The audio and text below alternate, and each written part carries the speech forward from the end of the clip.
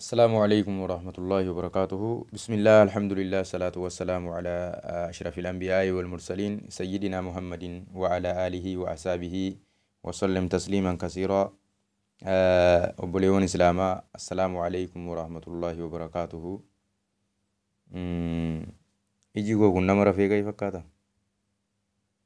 رفي سير رمني سنا مانغلو رمني بيا كنا إنجرو يوجر إندن دام biyya kana qofa osoo hin ta'in waa'een keenyas immoo hirriba nama dhorka. Waa'een uummata keenya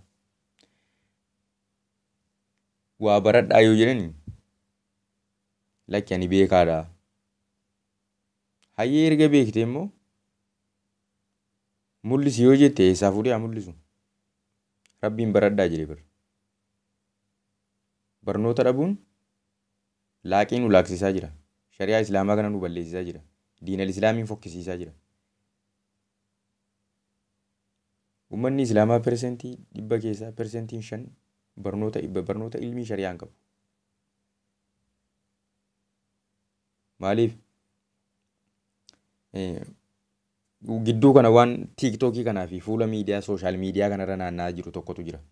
Kaleessallee mastaawoqiyaadhaa fi beeksisaa fi waa maxxanseen ture tiiktookii kanarratti. Innis maali? Muhammadun Ahamadun maal amma kun maali?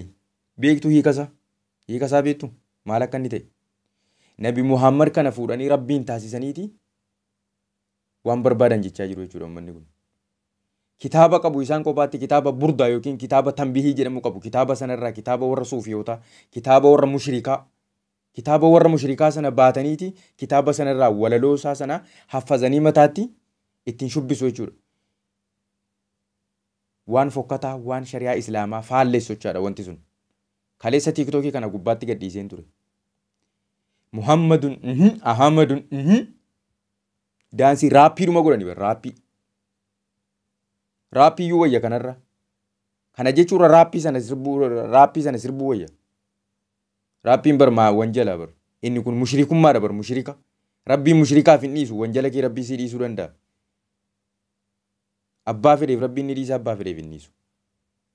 Kanaaf jecha warri obbira keessanii tiiktookii obbira keessanii shari'aa Islaamaa fakkeessitanii diin rabbii fakkeessitanii diin rabbii fokkisiisaa jirtan dhiisa baradhaa. Amantii namaa immoo qeeqxu. Amantii namaa qeeqxu amantii namaa arrabsitu. Kan keessa nuun beektanii akkamitti amantii namaa qeequu dandeessume? Dura kan kee baradhuuti amantii namaa qeeqi. Ikwaanii fillaahi. Nu fokkisiisin gaa. Sababa fokkataa keenyaaf jecha namoota meeqatu diinal Islaamirraa baqataa jira.